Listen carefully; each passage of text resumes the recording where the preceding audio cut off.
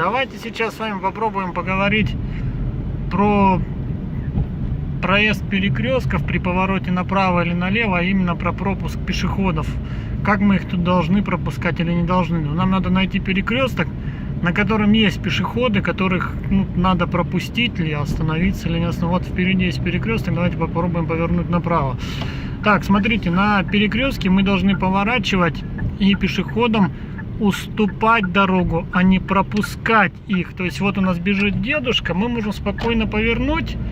Останавливаться в этой ситуации не должен был. Почему? Потому что согласно ПДД 13.1 пункту правил: на перекрестках, поворачивая направо или налево, мы должны уступить, акцентирую внимание, уступить дорогу пешеходам, переходящим ее, а также велосипедистам. Что есть уступить? Есть термин уступить в общих положениях у нас в первом разделе ПДД. Он говорит о том, что мы не должны заставить пешехода изменить направление движения или скорость.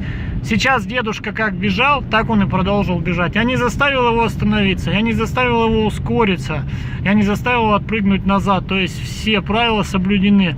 Наши сотрудники, видимо, этого не знают, либо этого не хотят знать. Если бы сейчас впереди стоял борт, мне бы, наверное, пришлось то же самое объяснять и этим самым сотрудникам ГИБДД, которые у нас захотели бы, наверное, меня оштрафовать. Вот. Откуда они взяли вообще, что надо обязательно пропускать, останавливаться?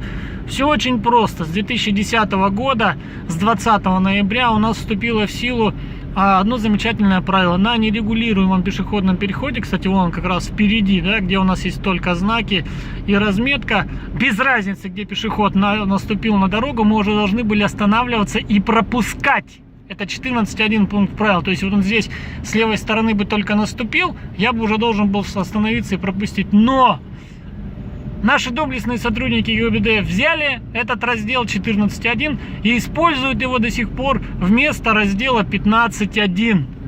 Извиняюсь, вместо раздела 13.1. Вот таким образом. Хотя с 2015 года 14.1 раздел тоже поменялся. Там тоже не надо сейчас по новым правилам останавливаться и пропускать. Там также надо уступать дорогу, как и в разделе 13.1.